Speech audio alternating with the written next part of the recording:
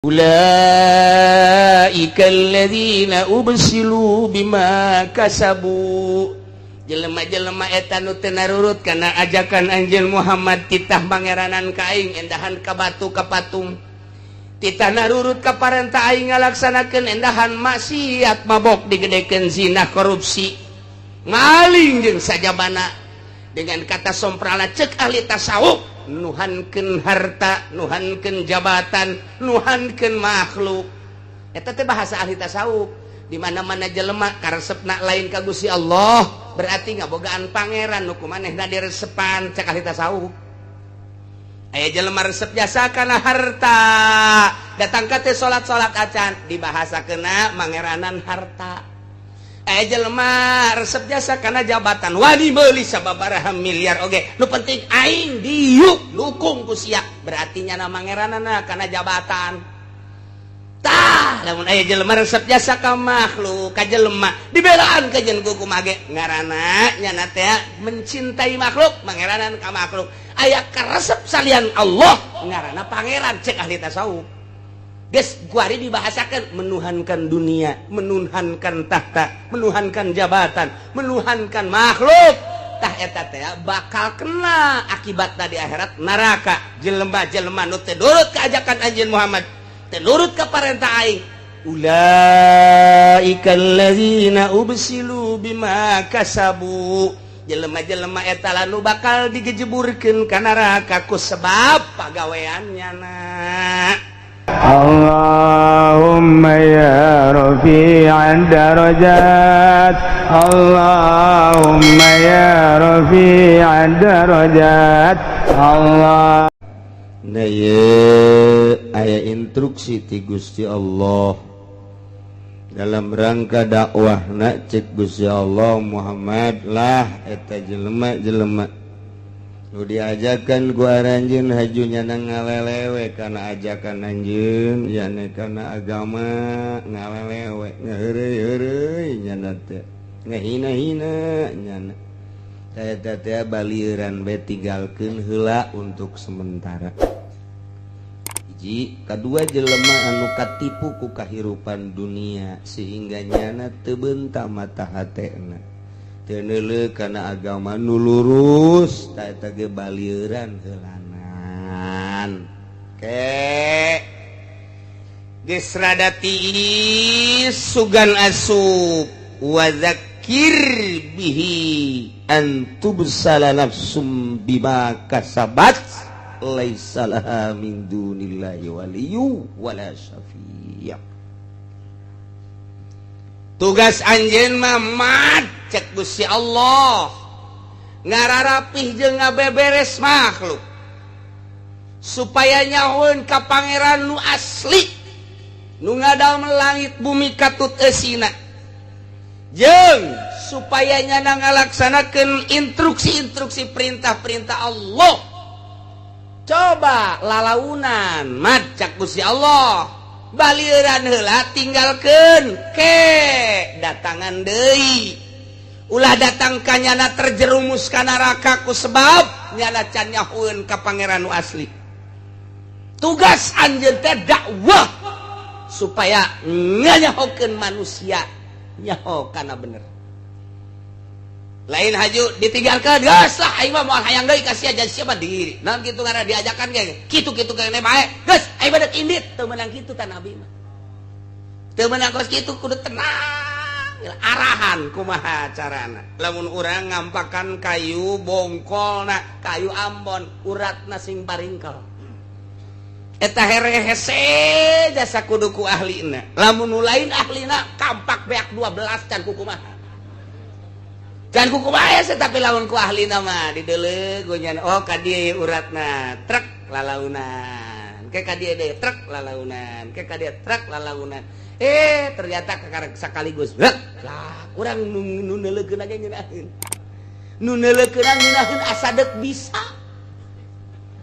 Begitu orang ngampak, wah tuh kelek sengkleh. Eta teh ku ahli dakwah babar. Ieu mah hese jasa ye kunyana ge geus dikitukeun hese geus dikitukeun hese ditangtungkeun kunya di beji. Moal nyahoan ka beji ku mah lain kampung beji mah. beji ku cenah trek wah langsung dikampak engke belah sorangan ngabeji ge aya henteu nyaho uratna mah tetep bae bae ngabagal deh ngabagal tapi lamun nyaho uratna mah tek ngeunah awewe ge awewe eta sarua jeung bongkol Ambon hese teh awewe teh beuki berat mah leuwih berat awewe mah wah bagal we sesuai jasa tah ieu teh kudu dibeji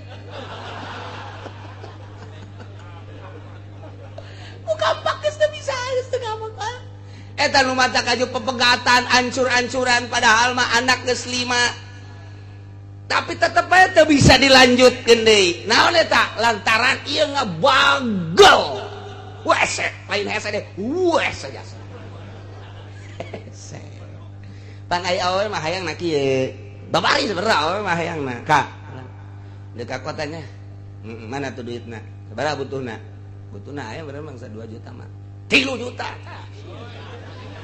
wow abang sayang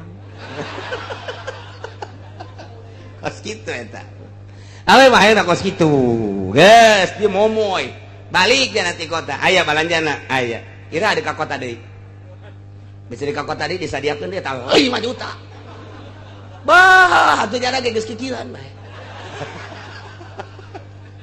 eta awewe eta kos kitu lamun dikurangan deh kurang sabaraha butuhna 2 juta jejaya ge 500 asana saminggu moal nyambel kapangi mah kapangi sakumaha jeung musuh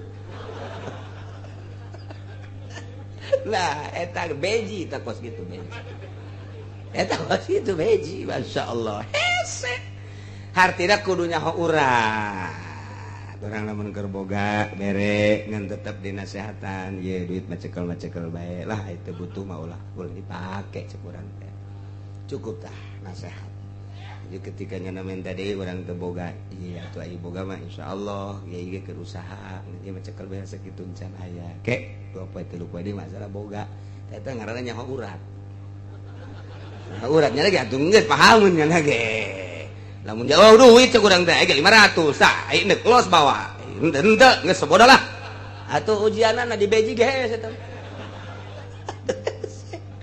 jadi eta urat tah masyaallah kudu leuleuh jeung awewe masa kumaha nampak endog beubereum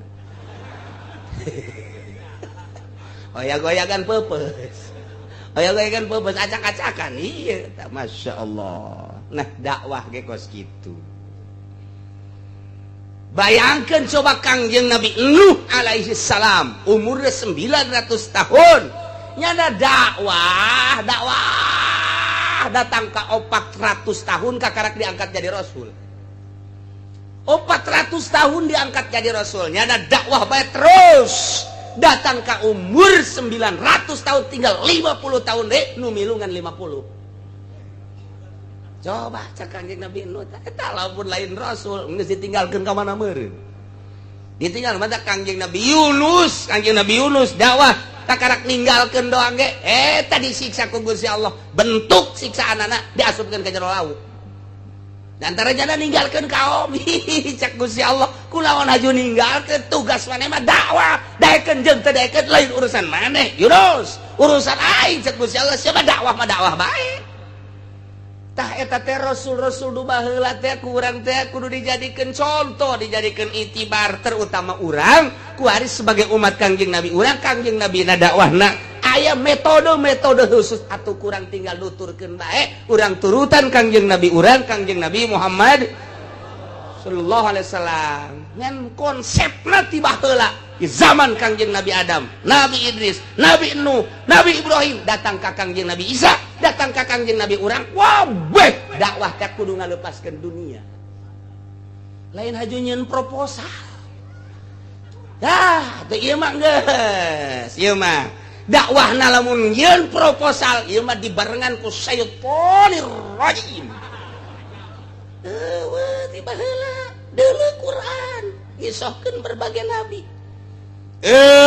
Nu acak-acakan dakwah lamun geus sayang dunia gas moal luhur agama moal luhur tiga can moal bae eueuh ti dituna dakwah nabi mana dakwah nu titah neangan dunia eueuh lepaskeun tina dunia urang lamun ngadengekeun lamun urang kayak dihareup bakal aya sejarah Kangjeng Nabi Ayub ngan jauh keneh bakal dihareupan mah urang Kangjeng Nabi Ibrahim Kangjeng Nabi Ayub mah jauh keneh asana bangsa aki-aki maka buru paeh ti heula rame jasa mangkani ya Allah Kangjeng Nabi ya sakedeung deui mah Kangjeng Nabi Ibrahim Kangjeng Nabi Ayub emang kumaha coba dakwahna begitu dakwah terus nyana ngajakan nyana ibadah nyana ngadua digoda ku setan terus bae nyana mah salat lah cak setan teh eta mah ibadah jeung dakwahna ge sakitu husuna ge nyana mah hayang dunia tah mah kos kitu ya Ayub mah jujung kelan salat dakwah ka unggal lembur tah mah kumpul-kumpul dunia dibuktikan ku Gusti Allah dunianya na dibelem kabeh ku Gusti Allah teu boga sasiki-siki aja tetep Kangjeng Nabi Ayub dakwah Kangjeng Nabi Ayub salat goda deui ku setan tetep dakwah we geus teu boga naon Kangjeng Nabi Ayub geus eueuh sasiki-siki acan dakwah lah cak setan tama dakwahna ge tama hayang supaya anakna jeung keluargana rapi bareres tama sararehat tama tetep bae nya mah hayang keluarga dipaehan anakna ku Gusti Allah bueak kabeh dihareupeun nya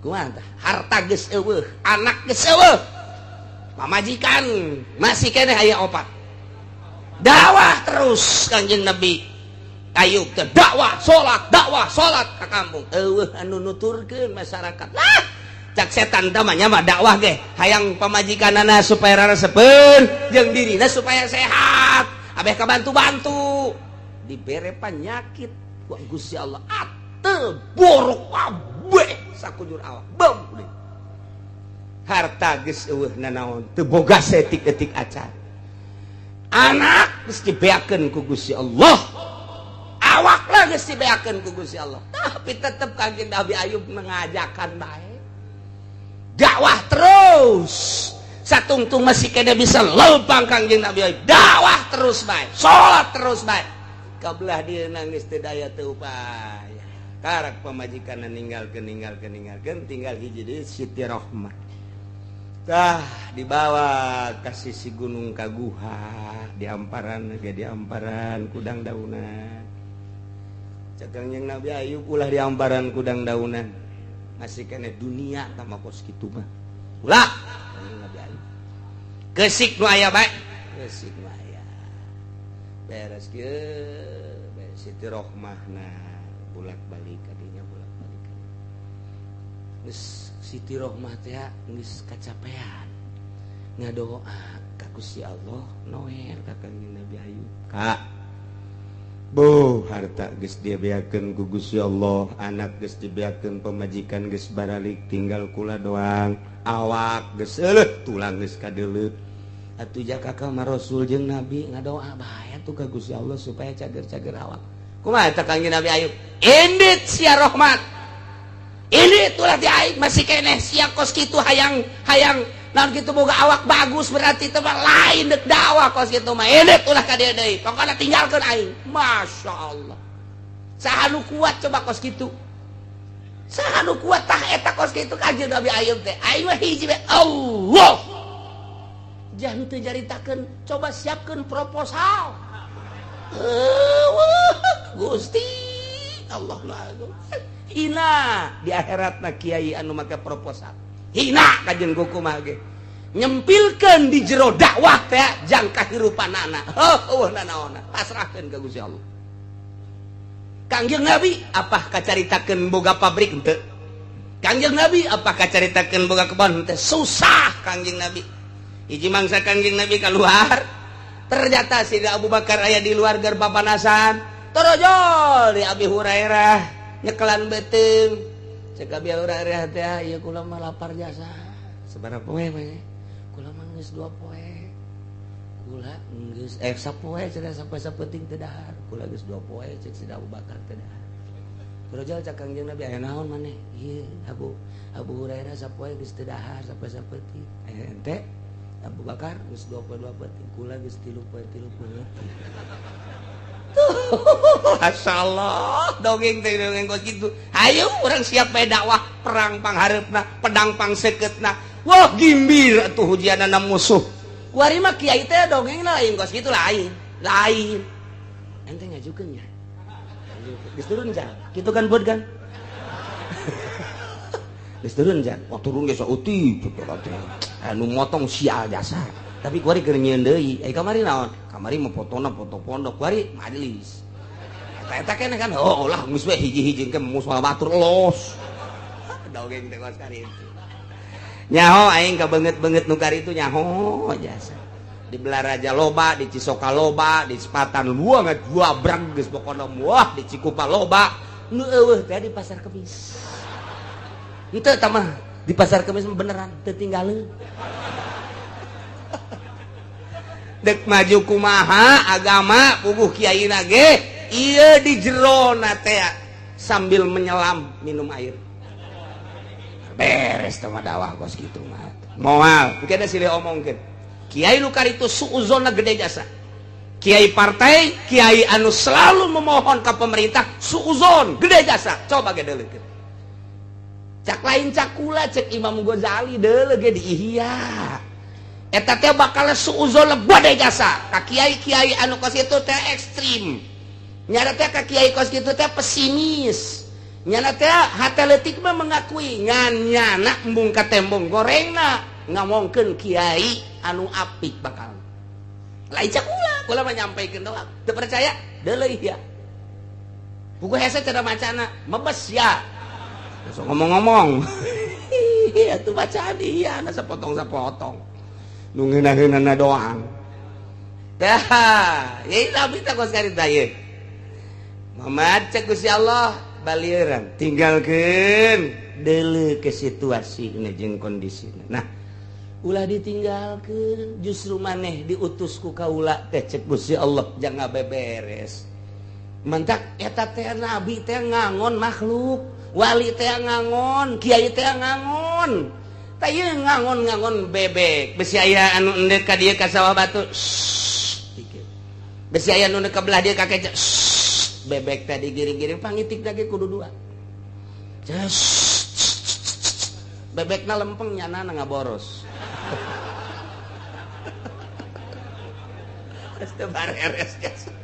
Aduh tinggal bebek banyi lah goy. Aing di hus-hus aing sia mapal. Cak bebek gas aing dek mapal bae, mapal berjamaah. Teu bareres. Masya Allah. Kiai dege mapal atuh dek kumaha. Dek kumaha ngaping makhlukna. Pan ieu teh makhluk jang ulah sok ngridit. Bukunya nana kredit. Dek kumaha coba ieu. Sing hade nya ulah sok kegemes teuing ye karena duit-duit teh ulah nyanana nyeun proposal. Ndek ngaping kumaha ka makhluk da bobolokot nyanana. Mal bisa tah mah pangitik tinggal pangitik. Engkena diomek ku bebek mana pangitik? Mana pangitik? Mana ayo aing pangitik ya. Mal beres lantaran nyanana bobolokot. Tuh da mazarwa jeung ditahan tahajud nyanana kerek bae. Diintip ku jelema sia ditahan tahajud bae diintip bae. Teh hudang bae. Heh sia. Ka aing sia nita tahajud gitu. Sia mah kerek bae. Jatuh mah nitah-nitah. Atuh bener mah bener ngan mal beres. Mal beres kajen gua kumaha. Coba kos kolot ulah-ulah nonton TV. Ya sia nonton TV bae ka anakna. Pugunya anak keur nonton TV kieu bae. Nonton TV bawa enak. Sakana aing teh nyana ieu nu puyeng. Je abah tak kula ieu. Sia kunaon? Dia pan ka kula ti ulah nonton TV aya abah keur naon? Aing mah kolot. Wal beres. Wal beres. Jakeur ieu mah ketika jadi kiai teh paapik-apik, pasono-sono, parapih-rapih. Silih doakeun, lain silih dedeskeun, lain silih omongkeun baheula mah sebab naon? Dibeungkeut ku agama Islam ngaranna, di jero Islam dibeungkeut ku tujuan. Tujuanna hiji ngagungkeun Gusti Allah. Silakeun dek di mana bae, di pemerintah tah, di organisasi tah, di partai tah, di tani tah, di dagang teh, hiji tujuanna dibengket ku agama, dibengket ku tujuan Allah. Moal aya nanaon asas geus kaluar tina bengketan eta bemal beres. Agama tinggal agama mengket tapi tujuanna geus lain. Sieu mah tujuanna hayang kedudukan, sieu mah tujuanna hayang dunia. Agama mah agama bae ngan bengketan kaduana nu hese. Mantap hese eta. Nah, Muhammad wa dzakir bihi. Elingan ku anjeun ku Al-Qur'an pituturan supaya li alla tubsala nafsum bima kasabat, supaya ulah terjerumus ka neraka ku sebab pagawean-pagawean manehanana. Laisa laha min dunillahi waliyyu wala syafi', di mana geus terjerumus ka neraka lantaran didakwahan supaya percaya pangeran teh Allah, endahan ka patung. Didakwahan supaya terus ngalaksanakeun parentah Allah, endahan maksiat. Akibatna engke manahanana terjerumus ka neraka, di neraka laisa min dunillahi waliyyu wala syafi'. Eueuh nu bakal ngurusan nulungan, eueuh nu bakal nyapaatan, nu bakal ngaropea. Moal aya neraka nu Allah jang nyadiakeun jelema anu maksiat ka Gusti Allah, nu musyrik ka Gusti Allah, saha nu deuk nulungan jeung saha nu deuk ngaropea. Moal aya ulah datang ka kos kitu cak Gusti Allah, bere pepeling make Al-Qur'anul Karim, ulah datang ka terjelumus ting jarungkel ka neraka. Manta kaya kiai ngadakwahan manusia teh ainyanana pi neraka. Nggak kumaha tuh, coba ngomong lagi mau bisa ngomong cau dong. Teh jelas, cak masyarakat cau. Teh jelas. Tah mantak ngelempengkeun ka Gusti Allah, dilempengkeun ku parentah-parentah jeung larangan-na, di dirina bobolokot ku panyakit-panyakit. Moal tegas. Agag-agagan ngomong teh sebab ngarasakeun dirina, aduh isin ka sorangan. Tuh tapi lamun lempengnya na pangeran hiji Allah, parentahanana salat puasa zakat haji, laranganana ulah kredit, ulah proposal, ulah kos karitu bangsa haram nyana tegas. Daekeun jeung teu daekeun, nurut jeung teu nurut lain urusan kiai, urusan Gusti Allah ngan jelas kadengena. Ngeunah cara para wali-wali Allah Subhanahu wa ta'ala. Mata kudu zahiron wa batinan. Tah Muhammad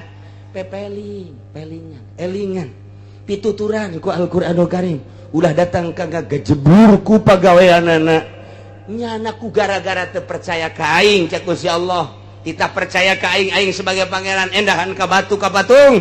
Kita nuturkeun parentah-parentah ngalaksanakeun parentahan maksiat, ieu bakal terjerumus. Luruskeun pituturan supaya ulah kitu. Di mana ke geus teu nurut engke ka neraka, eueuh wali, eueuh syafi, eueuh nu bakal ngarope jeung eueuh bakal nulungan engke kaduhung di akhirat ketika nyana kokoseran deuk ditebus. Wa in ta'dil kulla adli, andai kata awak-awakan saha bae nu geus ngejebur ka neraka deuk nebus ku berbagai tebusan-tebusan kul adli, la yu'khad minha, moal ditarima tebusanana, ditebusnya ku dunia katut eusina moal bisa katebus. Eta teh bahasa kos kitu teh teu narima tebusan.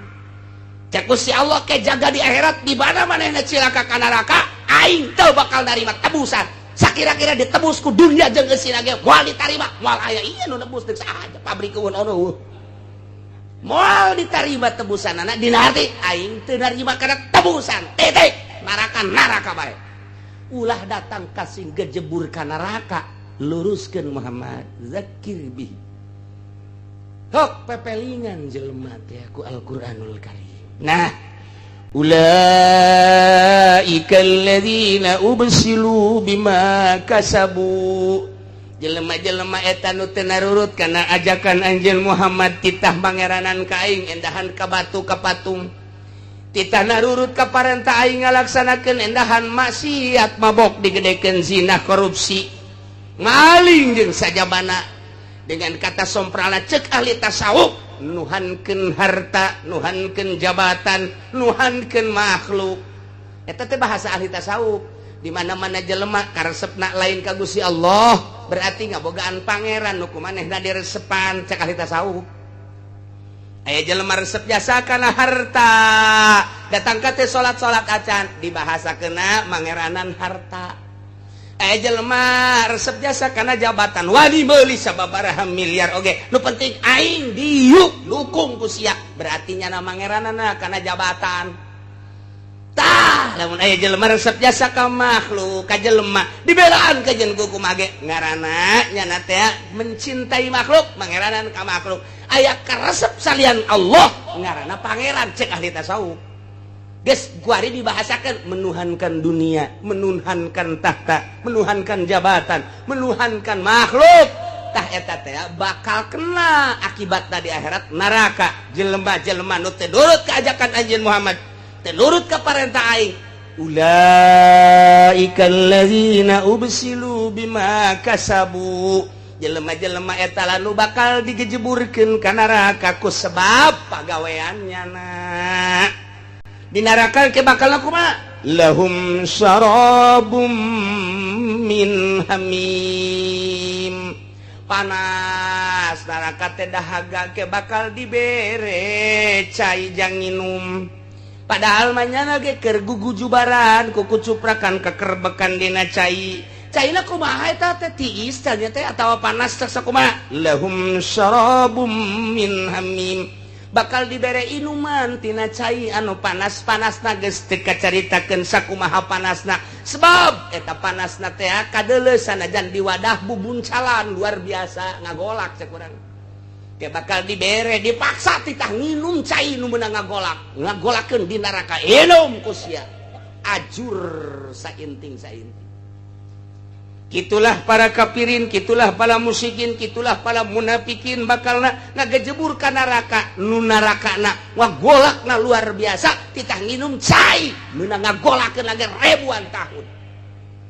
Pokoknya manggis bae acak-acakan usus-usus di jero teh boro-boro nu panas tengah buncal di neraka model kos gitu. Cacak-cacak panas nu aya di urang ge mun diasupkeun langsung atuh acak-acakan komo ieu di neraka. Nailah wa azabul alim, siksa anu pohara jasa. Kunaon eta? Bima kanu yakfurun. Kailah ku sebab manehanana kalalupur waktu di dunia.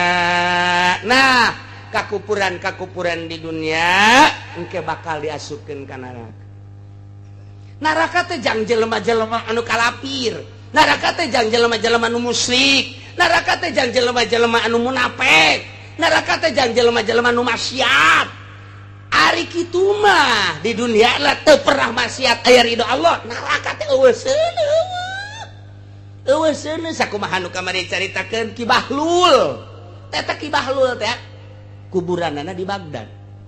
Ketika kula berangkat ke Baghdad aya kuburan di dinya Bahlul. Tadina masuk neuleuh di kitab bae Ki Bahlul horenganan aya kuburanna Jaieu Bahlul teh. Bahlul teh sakurun jeung kitu Ki Abu Nawas. Sakurun jeung Ki Abu Nawas teh zaman Raja Harun Ar-Rasyid. Ditanya, jageus teh kapanggih Ki Bahlul. Asal aya geus saminggu teu kapanggih jeung ngeun tas di mana? Tas di neraka. Tas ulin ka neraka. Hah, sia ngomong jak raja. Tas di mana? Tas ulin di neraka. Dek naon tuh? Jangan seuneu sugan aya bae setik. Jang naon? Ya, jang ngarokok. Si Bahlul cak raja teh. Pohara teh si budak Bahlul. Jadi Ki Bahlul teh seorang wali, seorang ulama, sarua jeung Abu Nawas. Ulama, wali. Cuman manehanana embung katangen, embung kanyahoan kawalian jeung kaulamaanana. Sebab Raja Harun Ar-Rasyid memeh nyana jadi wali, yakni keur raja nyana teh diktator. Kumaha aing bae cek Raja Harun Ar-Rasyid. Mantak embung teu make Al-Qur'an sepenuhna. Mantak Ki Bahlul ya. Wali ulama cuman nyana teh wawalah disebut Bahlul sia. Jadi nyana mah embung kanyahoan kiai, embung kanyahoan kiai. Kuari mah nu lain kiai hayang kanyahoan kiai. artis kikiayanan. Coba ya, musisi kikiayanan. Coba nu kumaha pelawak hayang di kiai-kiai.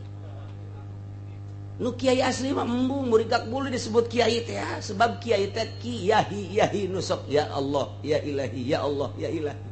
Ima lain mah ya kredit, ya proposal, ya kredit, ya proposal. Mal beres kitu bata mah. Tah, nu kiai asli embung di kiai-kiai, nu lain kiai hayang di kiai-kiai. Tah ieu mah dokter Andes doang tadi disebut marah. Ente kurang tuh. DRS-nya mahal itu. Oh iya, maaf ya. Guys, Dokter Andes Kiai Haji Arif yang saya hormat. Ujungnya S1. Apa itu S1? Kita kecap benteng.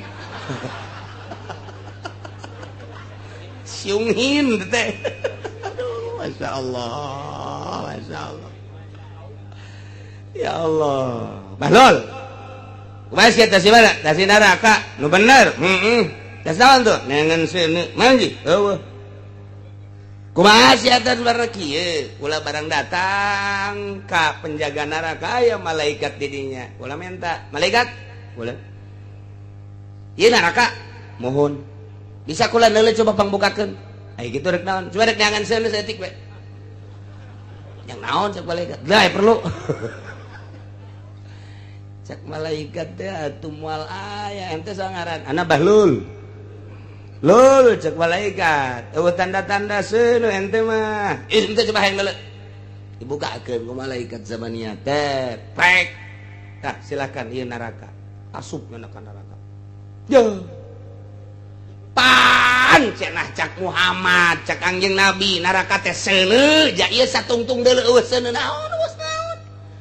Kakidul eueuh seuneu, kaler eueuh seuneu, kawetan eueuh seuneu, kakulna bohong berarti. Eueuh seuneu. Pan cenah neraka teh seuneu, kan eueuh. Kaluar deui nya malaikat. Kok enggak ada api? Kemana ini apinya? Katanya neraka itu api kok gak ada. Kemana itu nerakanya? Oh, Bahlul. Neraka itu tidak ada api, cuman tempat api. Tempat api. Iya. Apinya di mana? Apinya mah nanti orang Cikupa yang main gapleh. Nah, dia bawa balak genep nanti ke sini. Itu bawa api sendiri dia. Oh, begitu. Iya. Yang orang sonono, orang Pasir Gadung yang suka main ayam di kawasan. Nah, itu dia mati nggak tobat. Nah, itulah ngaduin ayamnya dibawa ke neraka, dia bawa sendiri. Yang mabok, nah itu nanti bawa api ke sini. Yang zina bawa api nanti dia ke sini. Yang korupsi bawa api dia ke sini. Tah, eta horenganan seuneu mah bawa urang ti dia dibawa ka ditu. Cek malaikat atuh aya neraka mah. Nu mantap pantes dina Al-Qur'an. Wattaqun nar lati waquduhan nas wal hijar. Sing sieun maneh ka neraka, nu panghurungna teh manusia. Ieulah manusia-manusia nu kadarituna pinuh ku dosa. Asupkeun ka neraka. Nu mantap sanajan ngarendeng da duaan. Nu ieu mah ngan mabok doang, nu ieu mah nya mabokna zina nya maling. Ngarendeng duaan atuh beda seuneu panasna. Si mah pohara jasa atau si mah bawana sakitu bae. Tuh kos kitu cak Bahlul teh jauh sono horeng di neraka mah. Entar ke Kangjeng Nabi operasi ka neraka. Sahabat operasi. Ulama-ulama operasional terus ka neraka. Teu panas sebab teu mawa seuneu ti dieuna ka ditu. Bawa urang seuneuna. Geus mun hayang panas ke di neraka, bawa saloba-lobana. Itu bae ulah hese-hese. Sanajan ngarendeng di ditu tah. Nu ieu mah teu boga piseuneun. Nu ieu mah pinuh. Atuh engke nu ieu mah sanajan ngarendeng, nu ieu mah parah nu ieu mah.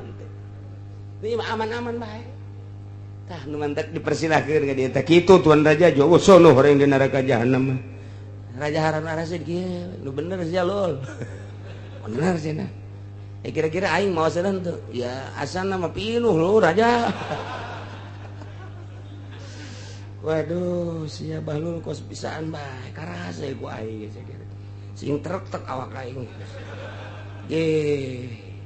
Engke bakalna kumaha teu kumaha mah terserah tuan raja kira-kira bakal hayang kabeuleumna rada rosa teruskeun kira-kira hayang aman di dituna teu tah eureun jadi rajana eta mah terserah tuan raja ngan kula geus ngalalakon kana neraka geus kitu. Duh cek bae cek tuan raja teh yang dikeureung bae atunya jadi rajana ya terserah tuan raja. Tambah kahiji eta geus beres encan masih kene kieu kene bae Raja Harun Ar-Rasyid mikiran bae nyana tuh ngeunaheun nya lamun jadi wali ngeunaheun jadi ulama mah di akhirat sana araraman dina neraka nyana guling gasada bareng tas ngobrol jeung Ki Bahlul teh bolak-balik cenah teu bisa hee hudang nyana salat kayak ngedeng deui nikmat meureun mun jadi wali mah ke di akhirat teu mamawaseun cakumaha nu ditakeun ku si Bahlul kieu sapoe dua poe saminggu nyana keur tenang-tenang kieu bae nyana teh di luhur singgasana raja kerajaan aya di luhur keur macul joket cek tuan raja teh saha eta kula saha sia Abu Nawas keluar aja itu lawan tidak terbacul di dinya deg melak cau manya melak cau di luhur cek jana teh geus pokona mah sugan jadi be cek cenah manya melak cau di luhur atuh jamal jadi kajeun kumaha ge kuduna ge ditaneuh melak cau mah ulah di luhur sungsunan aing manya melak cau di luhur sungsunan moal jadi sia sarua yang jadi wali di luhur kasur moal jadi tagah aja hoa aduh karena kesehatan kedua kali Raja Harun Ar-Rasyid sial teuing je bener oge tak Abu Nawas kok nyahoeun aing hayang jadi wali gas atuh turun sia geus saya geus kaharti mah kula gede turun tadi atuh mampir heula teu haram kula mah kudu ka istana mung ke mah tempat Ki Golkar tempat di jalan ini Abu Nawas sakaieu tinggal raja bae dua penasehat hiji Bahlul dua Abu Nawas ceknya nih janu aredan kabeh tau panggil Bahlul tidak ka dieu Bahlul coba tudaekeun kunaon cenah tudaekeun anak wallahu alam cek anu diutus coba tidak ka dieu Bahlul tah si Bahlul tidak ka dieu jeung Abu Nawas aing hayang nanya anu sabenerna coba kumaha aing nyeri hati aing ye hiji bakal mamawaseun ya aing cak si Bahlul tah mah kadua melak cau di luhur sungsuna moal jadi hayang jadi wali di luhur kasur moal jadi cekeun coba aing ngobrol anu sabenerna coba cak ada dikatakan itu Kiai Bahlul ulah kiai aing mah lain kiai nu edan aing mah nu edan Bahlul tah kitu sia kita kali itu kutuan raja rek naon sada rek nanya lamun dek nanya lain aing nu tita kadi itu raja anu ka dieu maknya aya gentong nyamperkeun gayung nu kudu nyamperkeun gentong wih nu edan jadi gatuh aing mau ngomong kumaha edan cieunan sampaikan tinu edan ka ditu datang ka Abu Nawas tuan Abu Nawas ulah make tuan Kiai Abu lain kiai aing mah satu nu gelo sarua jeung nu tadi itu edan ieu gelo ieu mah dengan hormat tuan raja titah ka ditu cenah aya naon cenah nyana geus teu bisa hees rek nanya masalah bejakeun ka tuan raja moal aya wali moal aya kiai nu daekeun mapatahan di istana eta mah pinuh ku paharaman lamun endek datang ka dieu eueuh ti dituna gentong nyamperkeun gayung cih sarua jeung tadi teh mah cenah bebeda ka tuan raja sakumaha tadi laporanana sial amat eta apa ku aing cenah dibui bae kitu coba bui eta Abu Nawas bui beres tah budak dibui Abu Nawas jasukeun dilayat ku raja Abu Nawas ulang ieu tah gara-gara sogol sia ka aing ku aing dibui jangan ngeunahanan dibuyan cakna nikmat dain libuyan makulat teh kudu usaha barang di dieu mah jadi bere dahar nikmat jasa. Urang mah minta rada kebelan bae dibuyina cakena teh. Sial teh cak Tuan Raja. Sugan teh menyeri dibuy horeng ngeunaheun. Ayeuna mah kieu bae nu mentek dibuy ge lain sabuy-buyna. Aing mah nanya bae emang kumaha itu syaratna jadi wali. Syarat jadi wali mah heueuh naon? Hiji ulah sok hees di luhur kasur.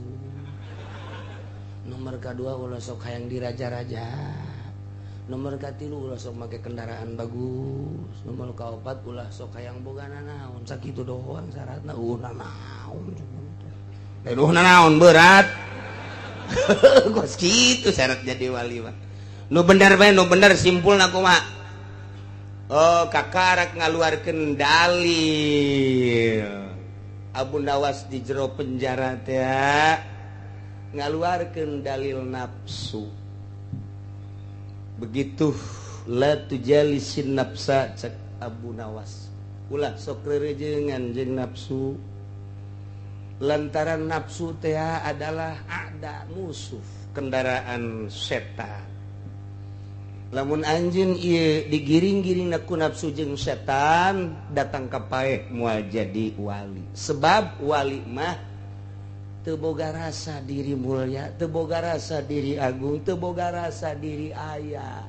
Geus panghina-hinana, panglemah-lemahna, pangrudin-rudina di dunia, tak mun geus ngarasa teu berarti boga awak kakarak diangkat jadi wali.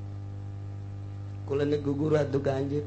Atuh masalah dek guguru mah. Ngan kudu kaluar ti istana. Dek siap kula dek kaluar ti istana. Ulah siap-siap kudu bebeneran. Bener. Karak kaluar istana dibikeun. Kerajaan dibikeun. Kaluar Raja Harun Ar-Rasyid ngan baju hiji. Calana hiji, serba hiji. Teu meunang make kendaraan. Lempang cumplang campling guruna Abu Nawas. Kakara dit naon kitu dididik ku Abu Nawas sanggeus tadi dididik terus teu meunang boga rasa agung jeung mulya, satungtung boga rasa agung jeung mulya eta teh nyaruaan jeung pangeran. Nu agung jeung nu mulya mah pangeran. Urang mah kudu ngahamba nusa bener-benerna jadi hamba ulah boga rasana naon. Kakarak dirinya seetik geus teu boga rasana naon. Kasimpulan nama selama 5 tahun Raja Harun Ar-Rasyid ngampleung kakarak ku jelema kuari mah di kota teh diome teu nyahoeun eta raja huluna di kitu-kitu geusina kadang-kadang ulin jeung budak kakarak didinya manggih kanikmatan ibadah Raja Harun Ar-Rasyid. Baheula aing di raja-raja di dunia di akhirat mah bakalna disiksa. Kuari aing dihina-hina di dunia di akhirat aing bakal jadi raja. Tuh kakaraknya nak bebeja deui ka Abu Nawas. Geus nyahoeun Abu Nawas ge. Makom demi makom geus dilaksanakeun. Cak Abu Nawas, wahai Raja Harun Ar-Rasyid, kuari kudu jadi raja deui. Ieu naonan raja deui, pimpin umat. Lamun umat tadi pimpin ieu bahaya. Anjeun mah boga wewenang, anjeun mah boga wilayah, anjeun mah keturunanna keturunan ti dituna keturunan ti sahabat. Nah, pimpin, dititah mimpin deui lantaran kuari mah yeuh geus moal hayang dunia. Tita jadi raja deui, dipaksa kudu raja-raja. Jadi raja deui jadi harus ngan geus jadi wali.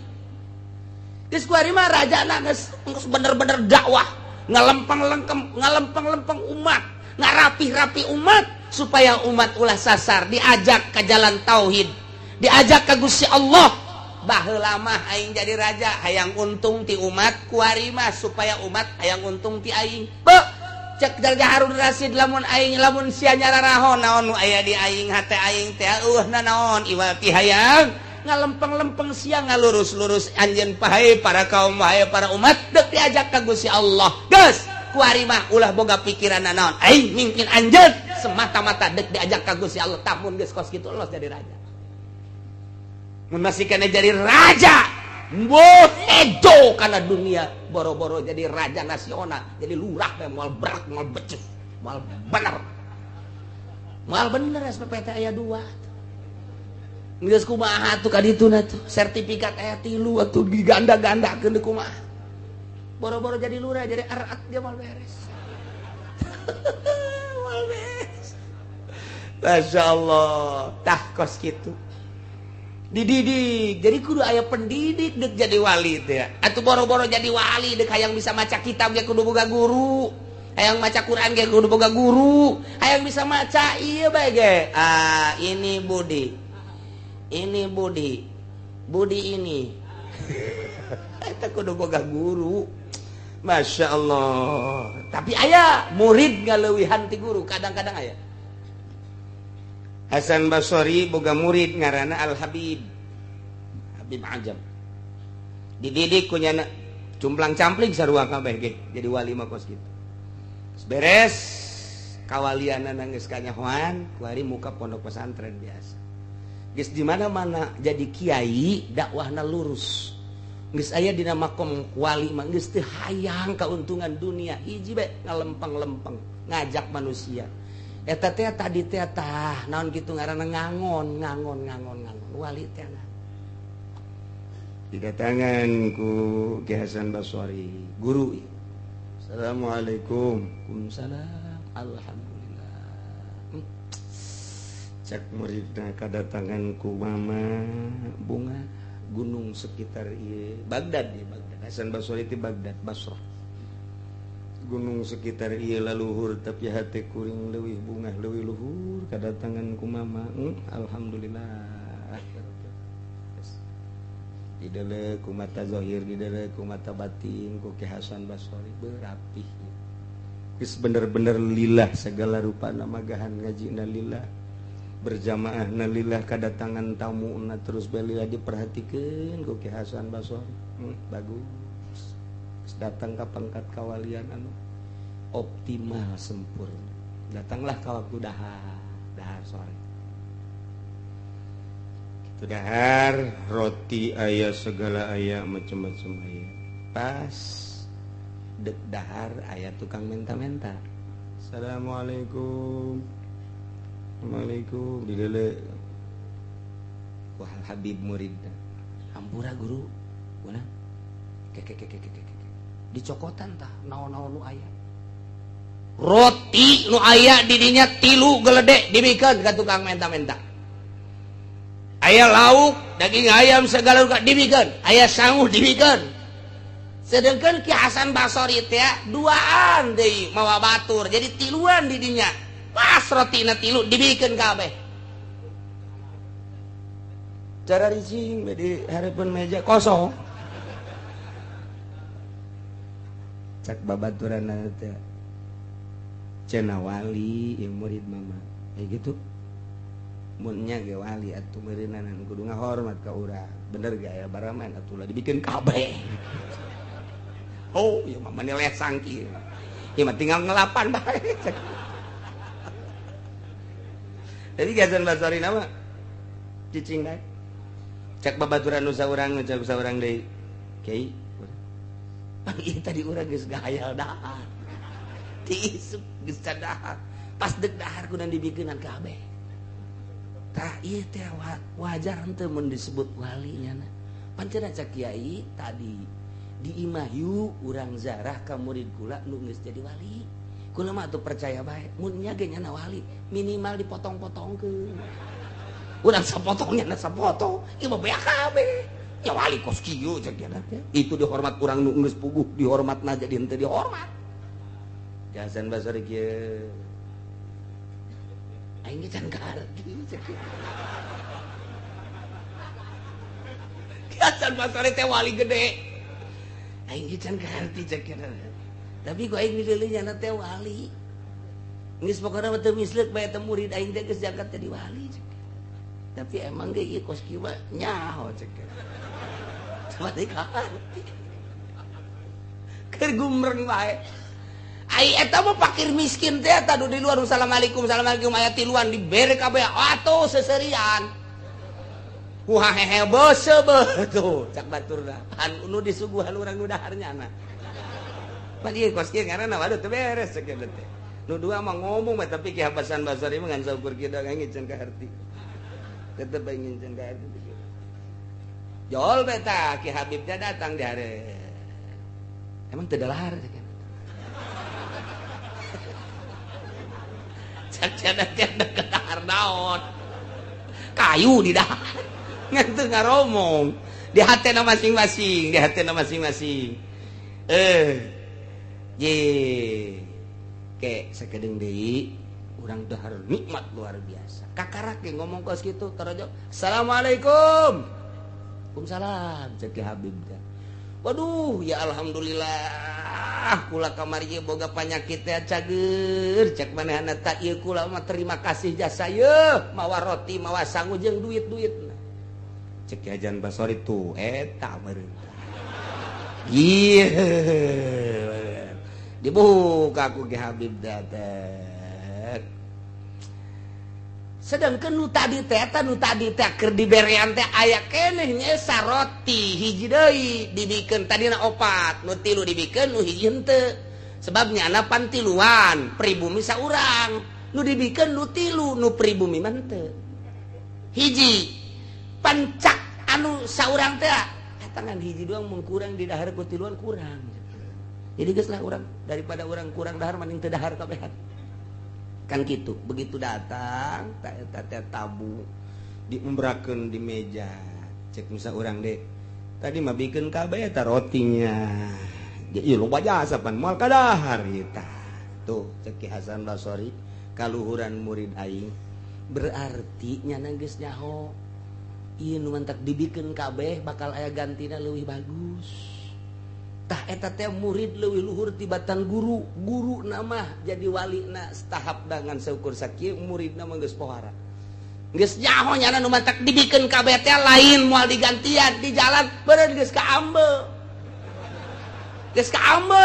wah ieu menu geus aya di jalan ieu menu ieu eta mantak kieu Hasan Basri beres dahar nyana terus bebeja ka muridna be ieu mama di mama ku anjeun di guruan ku anjeun tapi mama ayeuna deuk nanya ka anjeun ieu mah nu mantak kaju ngaluhuran ti mama datang ka nyaho di jalan ieu geus kaambeuk ku anjeun teh rahasiana naon sakali ditanya 2 kali teu daek ngajawab demi Allah make wallah wali mun geus make wallah geus bae teu daya teu upaya kulantaran mama make sumpah kula bisa ngaluhuran mama kula mah ieu eueuh sama sakali cinta dunia jadi kula mah sama sakali jang dahar ge geus teu hayang-hayang acan ai mama mah memang geus cinta teu cinta kana dunia ngan kadang-kadang mikiran jang dahar keluarga aya mama mah kos kitu saeutik kula mah geus teu saeutik ketika acan geus eueuh be pokona mah dinolkeun urusan dahar mah eueuh sabakatul hibal-hibar acan ti dijana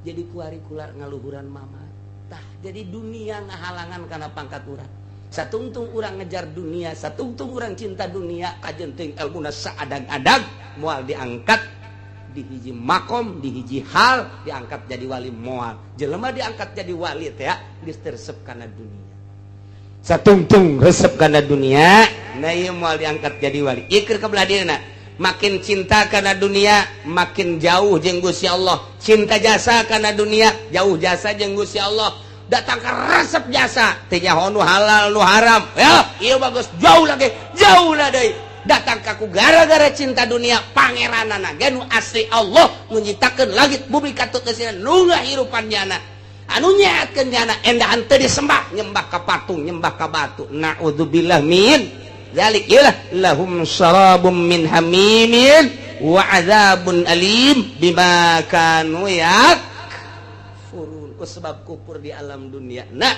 siksa itu jaga mantap urang mah kuari alhamdulillahirabbil alamin urang mah iman ka Gusti Allah iman ka Kangjeng Rasulullah Muhammad sallallahu alaihi wasallam tinggal urang ngalaksanakeun perintahanana hayuh urang lalaunan mantepkeun jauhan larangan-laranganana nu sok daek ngaji mah rada deres tapi nu jauh ti pengajian usum natalan milu ku ari natalan usum tahun baruan milu tahun baruan lamun ngan sakadar lu Natalan jeung tahun baruan doang Kristen doang mal macet jalan nu ngamacetkeun jalan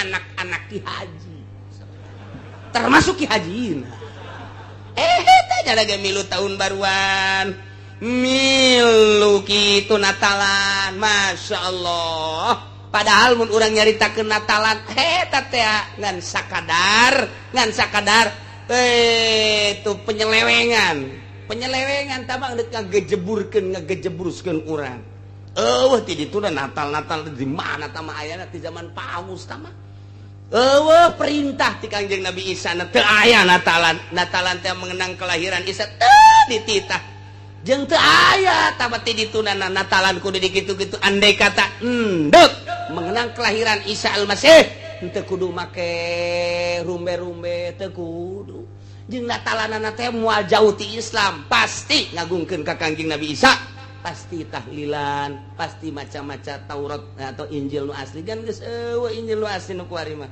eta mah geus tahrif kabeh oge urang kuari katipu nyana Natalan milu rame nyana tahun baruan urang milu macet Jakarta macet Puncak macet Cianjur macet Sukabumi macet ieu pan lamun Kristen doang mah moal macet berarti budayanya ieu geus merambah ka urang naudzubillah min zalik wa min zalik nah iyalah kudu dipikirkeun ku urang nu geus bebeja ka kula kuari nu geus bebeja ka kula yeuh anu leungit pamajikanana nu geus 3 poe nu leungit anakna nu saminggu anu geus leungit pamajikanana ieu mah nu leungit anak mah geus loba jasa tamat nu leungit pamajikanana ieu sekitar urang sekitar Balaraja sekitar Cigaraksa Cikupa Pasar Kemis kemudian kecamatan Tangerang Barat lah ieu nu geus leungit pamajikanana beneran lain lalagaan ndek ka mana ieu teh pasti untuk tahun baruan geus diboking nya meureun ku Korea ku bule ya Allah ku lagi milu prihatin ditanya kula salakina anu boga anak sabaraha anu boga anak 2 anu boga anak 3 anu geus boga anak aya nu geus lila cenah rumah tangga ngan teu boga-boga anak laleungit coba ieu kira beres tahun baru maruncul deui periksa coba papalangkakan anak gua coba ngagedean tan teh coba ieu Masya Allah baheula mah urang ngadenge tahun baru ngadenge Natalan teh di kota kuari maka urang ieu kakara kos kikieu kieu tahun berikutna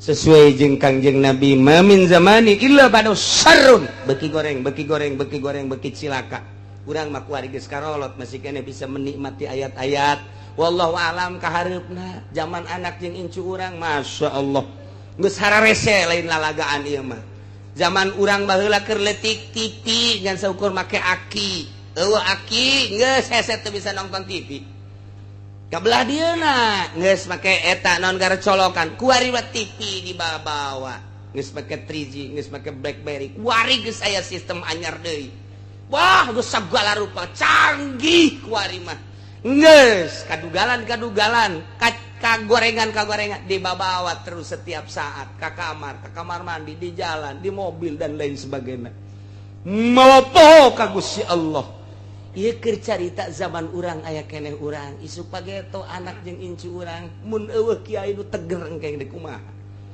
kiai geus balalang kurut kabeh kos kitu kabeh ku Gusti Allah geus dinonaktifkan Gusti Allah jasa rua kiai jeung lain kiai batur ngeridit nyana leuwih hebat ngeriditna batur nyen proposalna hiji nyana mah 5 berarti cinta duniana luar biasa nu ngelempeng-lempeng jeung nasehatan anak incu urang coba naudzubillah min zalik wa min zalik sementara eta budaya-budaya Kristen budaya-budaya Yahudi geus merajalela luar biasa isuk pageto pembangunan di dieu perumahan luar biasa nu geus bae ku urang deuleu Sumarekon deuleu BSD deuleu perumahan-perumahan gitu geus teu menyatu jeung agama api lain imah ieu jeung imah ieu teu wau hirup geus masing-masing Al-Qur'an ngan sakada jadi koleksi di luhur lamari doang dibaca teu pernah komo dilaksanakeunna mah nge kumaha sekeliling urang ge perumahan lain ulah mun urang ningali motivasina sangat bagus tapi kandas agama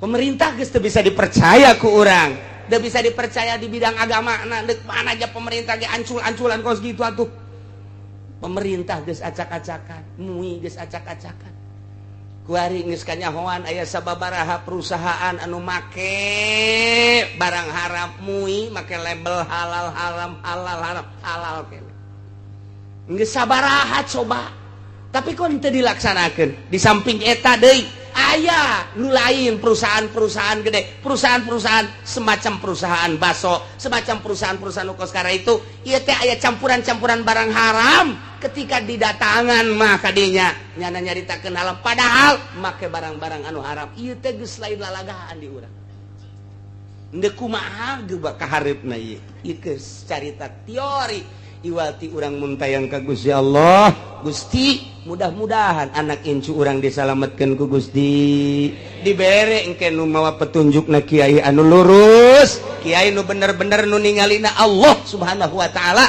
tanpa aya embel-embel nafsu jeung dunia amin ya rabbal alamin Gusti maha kawasa tapi lamun urang ningali sejarah Kangjeng Nabi istimewa zaman sahabat sangat istimewa zaman tabiin istimewa setelah tabiin geus mulai rapuh ya 500 tahun Hijriah bangkit dari zaman Raden Patah tidinya teu kebel kurang ti sahabat ti harita can pernah bangkit deui datang ka kuari 1400 can bangkit deui kakarak endeu kamari lamun nyaho sejarah kamari tinggal salengkaheun deui ketika Saddam Hussein jeung Osama bin Laden berjuang tinggal salengkaheun deui runtuh Kristen jeung Yahudi tetapi Allah encan menghendaki bunuh Saddam bunuh itu Osama bin Laden kuari bangkit deui encan kamari teh lamun sangat mengamati perjalanan Osama bin Laden jeung Saddam Hussein dua manusia eta ngejungkel Kristen ngejungkel Yahudi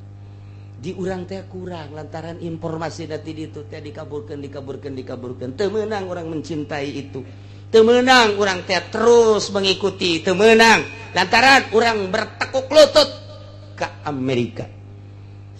Nah, kuari geus encan, kuari keur bujurna rarame-na kuari teh.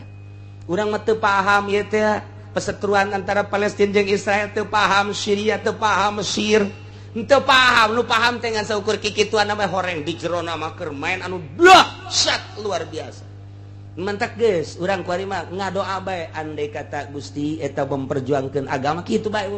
Nyuhunkeun dipuntayangan ku Gusti, nyuhunkeun dibere kakuatan ku Gusti. Iwal ti kitu. Lamun di jerona lain kenakalan agama maknya orok di berondong drat naon salahna maknya ibu-ibu di berondong drat naon salahna naon kasalahanana di Irak maknya atuh perang kos kitu deded masyarakat kabeh agama lantaran boga sejarah moal kaluar ti 10 negara sejarah Islam dunia moal kaluar ti 10 begitu diamati teh satu Syria nomor kedua Mesir, nomor ketiga Baghdad, Irak, nomor keempat Iran, nomor kelima Turki, nomor kagenepna Yordan, nomor ketujuh Yaman, nomor ke-8 kitu Palestina, ke-9 Israel, terakhir ieu Mekah jeung Madinah 10 negara. Tiangan coba ge ditafsir-tafsir hanya 10 negara. Urang carita Kangjeng Nabi Adam di ditu. Carita Kangjeng Nabi Idris daerah ditu, carita Kangjeng Nabi Nuh di ditu, carita Kangjeng Nabi Ibrahim di ditu. Oh, kacaritakeun sugan aya hiji nabi lahir di Cangkareng, aya lain nu kamari mah. Cangkareng. Aya mah isin ngadengeun nabi lahir di Cangkareng. Masya Allah. Aya brak ngaranna teh ya Allah, teu pantes jasa. Tuh gini. Ingat ka MZ pisan da MZ. Urang ka Kangjeng Nabi Muhammad mangenaheun jasa. Ya Habibi ya Muhammad nikmat cek. MZ ya mengenang MZ. Coba nu eta. Ya Habibi ya tugimin. Aya beta MZ. Sakitu nama Masya Allah. Nah, mal kaluar ti dinya teh sejarah. Urang mun nyaritakeun Kangjeng Nabi Ibrahim, Syria berarti Syam. Urang nyaritakeun Kangjeng Nabi Nuh, Turki berarti. Urang nyaritakeun Kangjeng Nabi Ayub, Baghdad berarti. Urang nyaritakeun Kangjeng Nabi kitu Yunus, Nenawi, sarua Baghdad. Kuburan-kuburanna masih araya kene, aya kene. Nu mantak kuari lamun urang ka Baghdad moal mah 10 poe zarah aya beberapa nabi. Urang ka Syria aya sababaraha nabi, ka Turki, ka ditu ka Yordan. encan kuburan-kuburan para sahabat Masya Allah moal kaluar ti negara eta nyaritakeun urang berbagai tafsir nyaritakeun Kangjeng Nabi Nuh eta caah di mana gunung judina di mana geus araraya kabeh di negara itu kabeh turunan urang mah kadi zaman harita mah encan aya Cikupa encan aya Pasir Gadung encan aya lah anyar tah kos kitu tetapi lamun kurang diamati Indonesia nu anyar tahun 500 kakarak bedah Indonesia zaman Wali Sanga tapi kuari termasuk negara terbesar Islam alhamdulillahirabbil alamin ieu pohara Indonesia teh pohara Islam nu pang loba-lobaan cuman kuari mun ngukur kualitas Masya Allah ngan tetep bae urang mah mun tayang jaaya baheula pejuangna para wali Allah janyana mah pan teu maot mantak begitu Muhammadiyah ngaharamkeun ziarah bangkit bangsa Indonesia ka orok-orok hayang ziarah menang sae eta mun lain menang Allah moal bisa wah beh zararah penting mah zarah beh salat gitu timbal pagede-gede oh masalah ya Allah ya Rabbi leilah lalakon dakwahna Kangjeng Nabi make metode anu rapih langsung ti Gusti Allah ketika itu teu beres indit ke geus tiis datang deui rapihan manusia sangkan ulah ka neraka kitulah konsep dakwah teh bebener jelema teh tuduhkeun jalan anu lurus ieu meunang ieu henteu bejakeun ieu wajib ieu sunah bejakeun ieu makruh ieu mubah bejakeun ulah eureun-eureun tanpa aya embel-embel muatan selain daripada dakwah mudah-mudahan urang kabehan dibere kuat pemerintah urang mudah-mudahan dibere teger dibere lurus jeung adil para kiai ge mudah-mudahan dibere kararuat ku Gusti Allah sehingga bumi pertiwi Indonesia makmur kuat agamana kuat negara jeung bangsana sehingga urang kabehan ada dina ridho Allah Subhanahu wa taala di barakati Ummul Quran Al-Fatihah.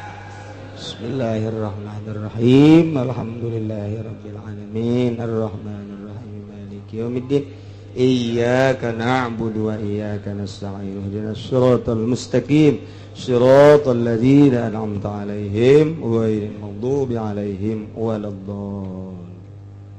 Allahumma shalli wa sallim ala sayyidina Muhammadin fil awwalin wal akhirin wa barik wa sallim wa radiyallahu ta'ala an sadatina ashabi sayyidina Rasulillah ajma'in.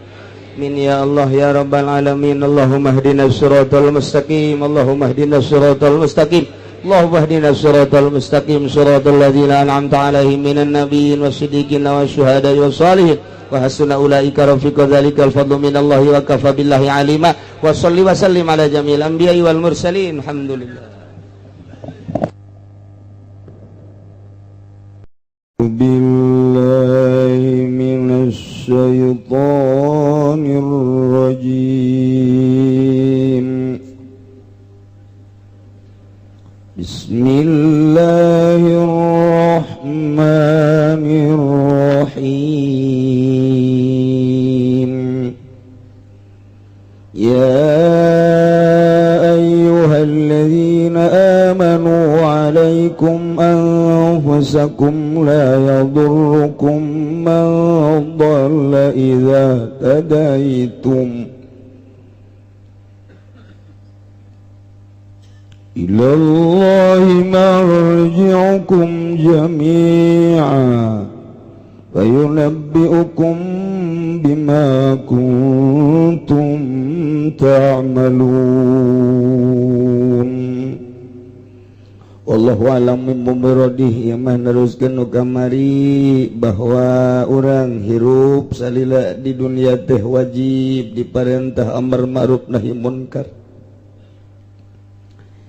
Kita berjuang ulah eureun-eureun marentah kahadean ngalarang kamunkaran ulah eureun-eureun terus bae masyaallah.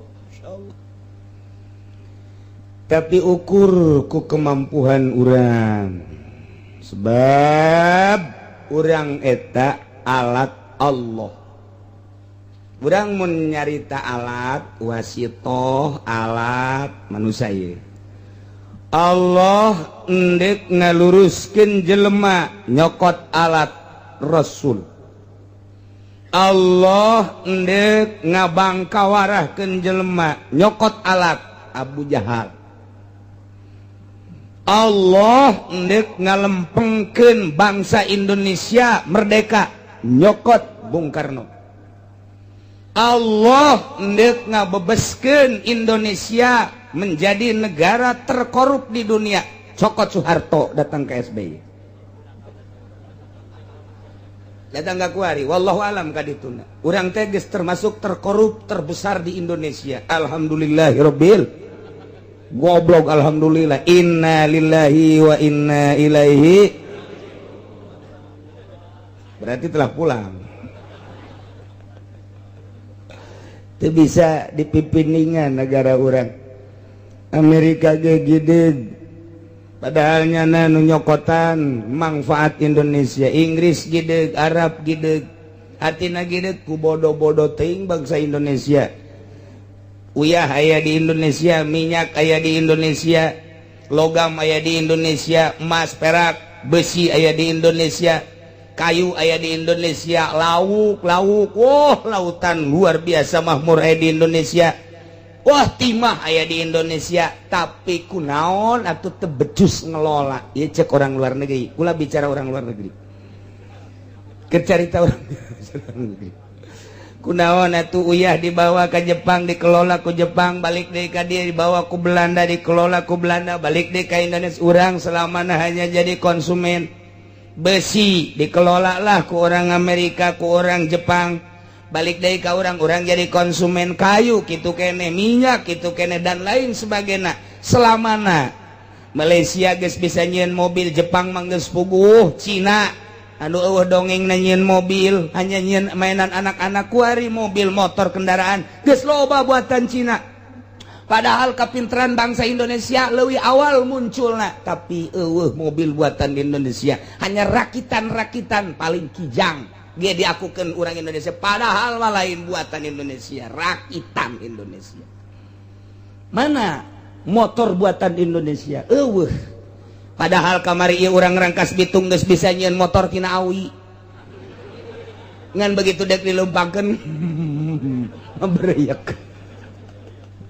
Diteudeun we di Jogja aya di Jogja tina awi motor Masya Allah ngan dipajang doang. Mesinna da kumaha nyieun mesinna tuh. Dek pakai balap kumaha acak-acakan atuh. Aya tapi di museumkeun motor buatan orang Rangkas Bitung, tah tina awi. Tina kayu sarua bae, mobilan dan lain sebagainya. Tapi ieu lain lalagaan Indonesia teh bisa mun nyieun kendaraan. Tapi geuningan. Nah, ieu mah keur carita makin jauh, makin lila, makin jero hutang bangsa Indonesia. Per kepala geus sabaraha, kakarak lahir doang geus boga hutang statusna. Encan ngadahar uyah-uyah acan borosot geus aya catetanana sebab jana geus jadi bangsa Indonesia hutang berarti. Coba ngeri jasa ieu urang. Lamun urang berpikir ke arah eta dek datang ka iraha tu bangsa Indonesia maju atawa lepas dari belenggu hutang. Wallahu alam. Nah, kudu diperjuangkeun amar ma'ruf nahi munkar. Berangkat. Toel coba. Tokoh mana ieu nu bisa dita? Wow, lamun ditoel atuh urang ngeringkuk. Ngeringkuk urang. Moal bisa maju atuh urang dakwah urang. Stop kekuatanana urang can kuat. Sebab alat-alat eta diukur ke kekuatanana. Urang dek mantek kayu ieu pahatna, mantek awi ieu pahatna, dek mantek besi ieu pahatna, ragaji ge ragaji kayu mah ieu, ragaji awi mah ieu, ragaji besi mah ieu. Jadi alat eta disesuaikeun. Nah, Allah teh dek nyeun kamakmuran, kalurusan, kajujuran. Pasti Allah ngadatangkeun alat seorang manusia anu super. Jang ngabentangkeun tentang hukum jeung amar ma'ruf nahi munkar. Encan aya ku ari teh Allah bae can menghendaki. Sebab alat teh can aya. Kakarak boga Gus Dur doang. Gus Dur teh alat anu canggih, kakarak ngabor doang. Ngabor doang geus dipileukeun ka alat.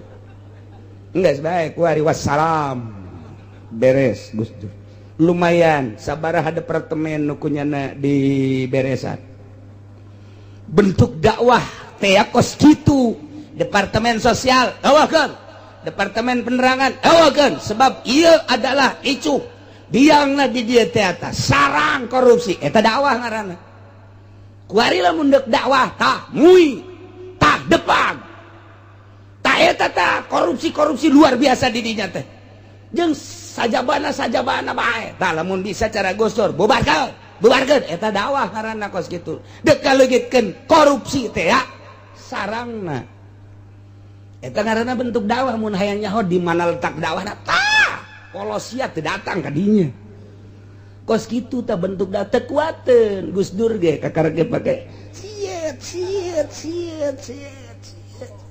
kolepa teu kuat ganti kuari oh berarti nu kuari mah lain alat jangan luruskeun sengaja Allah nyieun alat-alat dimulai presiden menteri datang ka kitu di MPR DPR datang ka gubernur datang ka itu bupati datang ka camat datang ka lurah bentukna kos kieu kahayang Allah urang dititah ngadakwahannyana teu kuat sebab ukuran dakwahna ukuran alat Kanjeng Nabi geus ngajelaskeun man ra'a minkum munkaron pastata'a yughayyiruhu fal yughayyirhu biadi lamun ningali munkarat kemudian orang mampu make kekuatan tangan sok melalui leungeun sekup nasional sekup internasional Osama bin Laden sekup internasional itu Saddam Hussein sekup internasional gitu Muammar Gaddafi di jore-jore di Indonesia Muammar Gaddafi urang terbawa ku media teu nyaho latar belakang nu diitung teh kagorengan jeung kekayaanana berlimpah sehingga teu nyahoeun perjuangan moal dibom ku Amerika lamun jelema teu lurus otak pasang urang kuari maca media di Kompas media di Merdeka televisi oh bangkawarah Muammar Gaddafi greget urang kabawa pemikiran Amerika tah sia padahal mah mun ditanya orang mana sih orang ketos geus kabawa teh jauh moal dibom atuh lamun saluyu jeung Amerika moal dibom Saddam Hussein perjuanganana emang kumaha kuari tinggal hiji deui boga najet leutik tinggal hiji deui kuari arah ka mana bae geus ditingker ku Amerika sebab nyanalah anu keur dakwah sabilillah nu keur dakwah ngembangkeun agama nu keur dakwah dek ngahancurkeun munkarat Amerika tidak senang siapapun tetap bunuh Gus Dur teh dibunuhna lain ku sasaha ku Amerika melalui tangan Amin Rais kitu cara ngabunuhna karir teh dibunuh teh di Indonesia lamun teu akur jeung Amerika eureunana SBY eureunana ieu datang ka 2 periode akur jeung kahayang Amerika bobol anu bagi 2 jeung aing bobol anu bagi 2 jeung aing dan mantap kuari tek dek ganti kuari Amerika geus siap-siap Suryani pulang ka ditu kudu jadi presiden pengganti SBY sehingga eta Suryani lamun nyaja jadi buang kawarah bangsa Indonesia awewe kudu dijadikeun presiden mah otakna ge lain didengkul deui dicinggir tah mah tuh ayahna jeung presidenna anu nyahoeun ka pondok pesantren kadanen cara gitu Bung Karno mah babarengan jeung kiai tapa masak jeung kiai nyahoeun kana karakter bangsa Indonesia nu handap kuari mah boro-boro presiden bupati bae geus teu nyahoeun ka handap kumaha kaayaan di handap kumaha teu pernah gaul jeung handap gaul teh jeung proyek teu nyaho fakir miskin teh ngap-ngapan teu nyaho yatim piatu ngap-ngapan teu nyaho nini ngap-ngapan teu nyaho jelema anu teu kabagian pagawean balik ka ditu imah teu laku di ditu dek gawe naon otakna teu datakan gol mana ieu calon mana tah gitulah ieu hartina ieu naon munkarat berarti tah ulah didukung berarti munkarat kudu kumaha tuh urang mampu henteu ngilangkeun munkarat teu mampu turun urang ngomong sebab lamun urang ngaleungitkeun munkarat eta bae hiji urang di borgol ulah tuh ngomong bae ngomong ge bahaya ku hate bae geus mah adapul iman ieu mah fa ilam yasati babiqol babilisani mun teu mampu make tangan besi babilisani ku ngomong supaya pahameun masyarakat ieu bener ieu salah ieu bener ieu salah ulah atuh eta masalah ulah didukung supaya kos kitu tah fa ilam yastati babiqolbi mun teu mampu hate bae mandak kula tadi geus ngamimit kiai mah ustad maning cicing bae ku hate bae inkar ku hate ngadoakeun mudah-mudahan aya pemimpin nu bener ulah mimilu lantaran teu wauh jeung masyarakat kuari calon-calonna saha komo presiden mah lamun kamari urang ngadongengkeun presiden Bung Karno mah babarengan jeung santri masak babarengan jeung kiai di Bandung sabandung wauh kabeh keur nyana di ITB di Tangerang jeung kiai Tangerang warauh kabeh aju ngobrol babarengan di sawah tah eta calon pamimpin menyahueun ka hayang masyarakat kuari mana calon kos kitu nah ieu hese berarti eta teh munkarat berarti dibawa ku leungeunnya munkarat atuh kurang kudu dipiceut urang teu mampu ngomong urang teu mampu hate bae geus sabodo nyangakeun ka Gusti Allah berarti lemah jasa urang teh boro-boro dakwah nek sekup internasional cacakan nasional GGCC boro-boro nasional gede jasa merendanan kendalana cacakan sadesa baik GGCC jasa berarti sulit ya kuari urang dakwah teh sulit ai kitu mah dakwah sakadar haram minuman haram zina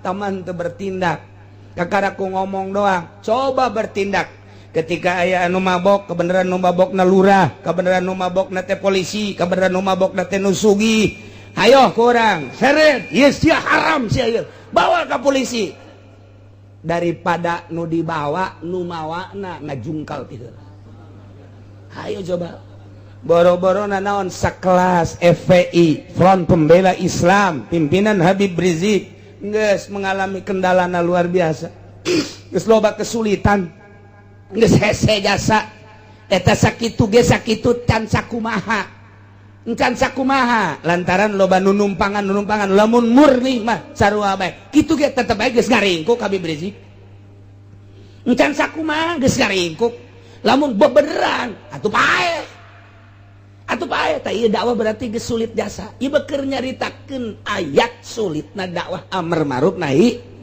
munkar amar ma'ruf babari nahi munkarna cok urang lamun aya jelema keur main gapleng shit eta main gapleng mah tilok kitu ja tilok nah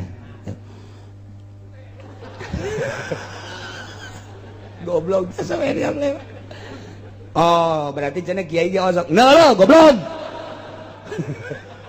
Nulis iya teh kos kitu tah kurang kuari bawa ka imah ulah geus ka pengadilan polisi mah ka pengadilan negeri mah jahara teh bawa ka imah bae kurang di dakwahan Pak atau tukang beca ieu waduh ulah sok main-main ieu teh haram ieu judi kos kieu teh maraka ieu teh kurang di dakwahan tuh maningan boga duit mah pake ka pamajikan bungakeun pamajikan beli beas beli lalau jeung sebagainya daripada pakai judi kos paling ngejak tukang beca teh ieu naon ye kiai ieu naon ye sadal beca kan ya di kahulu kiai kan ya ieu kahulu kiai ulah loba omong kiai sia-sia aing bae kiai mah kiai bae teh ka sorga malos rombongan kiai ka sorga kami rombongan tukang beca rombongan lurah rombongan polisi nusuk mararabok kami guys bagi dua guys daripada nyana nurut enahan babagi surga jeung neraka eta ge sakitu deres kene coba ulah wakadawa kiai lamun encan wani ngangelehkeun kula lamun aing geus ngaringkuk di hareupeun kiai kakara hayo gelut pan eta kiai gelut salah teu gelut salah gelut salah teu gelut aing eleh mah moal kiai mah dongengna kiai eleh oh wah emang kumaha gitu ya emang kumaha sapira tukang beca hiji kelemahan tukang beca teh begitu orang set ditangkep punya langketek ijurus pamungkas terus bae kurang langketek sia ayo urang ditikam ayeus sia moal kuat teh di langketek mah golepak karak sia balik moal eleh kiai mah ka sedangkan ieu geus make hizib emang kumaha gitu. Ulah lalawora memeh jadi kiai teh wiridan heula. Wih, kok mau orang Cisoka mah jadi kiai henteu gelut bae pan. Masya Allah. Lain jang Jawara boga permainan teh jang besi aya Belanda asup deui ka Indonesia sakitu doang. Mentek kiai wariridan sogoro hizib segala naon. Atuh kiai mah ngajotos teh teu kudu jeung jelem teu kudu dihareupeun. Ukuran 1 kilometer si anu dijotos di dia. Dek. Atuh ujianana meunang, atuh ai kenapa can puguh. Hiji. Nah, iya cerita dakwah sulit luar biasa. Nah, kuari tetep aja dititah sekemampuan orang. Geus hese lah nyaritakeun korupsi mah hese tasa. Dakwah ngadawahan supaya eureun korupsi hese jasa. Lantaran geus kabeh teh mah korupsi mah. Kuari eta nu mabok hese ngan saukur ngomong bae muludan rajaban pengajian nusina hese terus kabladina hese jasa hese. Nah iyalah mun bisa kulengen teu bisa ternyata kabehan teu bisa di Indonesia kulisan ge geus eueuh jang di nagara kuari kamari aya hiji-hijina Gustur kuari geus diampihan ku Gusti Allah kuari mah geus eueuh nu nyentil hiji-hiji acan atuh pabi kolbi ge geus hampir eueuh teu bisa cara make kolbina ternyata horeng geus pareum amar ma'ruf nahi munkar nahi tetep urang dititah hudangkeun deui semangat amar ma'ruf nahi munkar hudangkeun deui gairah amar ma'ruf nahi munkar terus itah kahadean larang kagorengan teu bisa make leungeun ngomong we heulanan datang ka iraha ye turun ayat ya ayyuhalladzina amanu alaikum anfusakum la yadurrukum man dhalla idza ihtadaitum. Heh jelema nu hariman netepi aranjeun ka diri anjeun jaga diri maneh raksa diri maneh benerkeun diri sorangan layat durukum mamdalla idza tadaitum moal ngabahayakeun ka aranjeun kabeh jelema anu sasar di mana anjeun geus boga pituduh terus bae amar ma'ruf nahi munkar mantak cek Kangjeng Nabi itamiru bil ma'ruf wa tanahu 'anil munkar. Gira parentah ku maneh kabeh bil ma'ruf kahadean wa tanahu larang ku maneh kabeh tina munkarat larang datang ka mana hatta idza ra'aita suhan mopo datang ka di mana-mana koret dihayukeun panyakit koret mah baroga kabeh ngan aya anu dilawan aya anu dihayukeun di mana-mana koret geus dihayukeun ciri koret dihayukeun geus teu daek ngazakat. Tah di mana jelema geus teu daek ngazakat berarti ieu amar ma'ruf geus rada kudu di geus teu kuat berarti. Kuari sabaraha nu sugih di Tangerang Kabupaten Tangerang. Sa Kabupaten Tangerang beheulanan sabaraha nu sugih ulah sa Kabupaten Tangerang sakecamatan Pasar Kemis. Anu nileina geus disop zakat mun pare geus aya 1 ton. Lamun ayeuna kitu dagang geus boga 100 grameun ta eta teh sabaraha di kecamatan Pasar Kemis apa aya nu ngaluarkeun zakat atau sabaraha persen nu ngazakat dina ngazakatna ge hartana teh aya meureun 10 miliarna tapi nu dikaluarkeun paring ge 1 juta 2 juta 10 juta teu sesuai ieu suhun muto. Geus didinya geus harapan dakwah maka jen kumaha ge kos kitu. Tapi dakwah mah dakwah pengen dikurangi. Sebab geus eueuh nanaonan teh dakwah. Pejabat sabaraha nu kaya tapi aya kadenge ngazakat eueuh. Bupati aya pernah ngadengekeun ngazakat henteu. Kaya perusahaanna loba, anakna luar biasa. Kadenge ngazakat teu pernah saeutik-eutik acan ngadenge ngazakat. Berarti geus teu kuat ya urang dakwah ya. Geus teu kuat wakilna atuh wakilna ge sugih kadenge ngazakat henteu pernah kadenge eta cenah merean lain zakat sogok teh mah nu kos kitu mal kebal nyogok deui bakal sing hade bujur ustad kasogok sing hade sakedeung deui bakal kararimbul sing hade siap bujur besi kasogok ancul-anculan sia. Nah zakat ieu mah keur carita sabaraha pengusaha di Kabupaten Tangerang mun kukula dihitungan janyara naho nyaho kula mah insyaallah ngan moal Moal dibejakeun ngaran-ngaranna. Oh, loba jasa. Kelas. Oh, di Pandeglang mah. Lain bae kelas nasional, kelas internasional. Lobaan di Pandeglang, batan di Tangerang. Di Pandeglang nu di luar negeri bae nu nyieun perusahaan di Amerika, di Pandeglang teh aya 10. Urang Tangerang mah eueuh hiji-hiji acan. Pandeglang nu boga perusahaan di Amerika aya 10.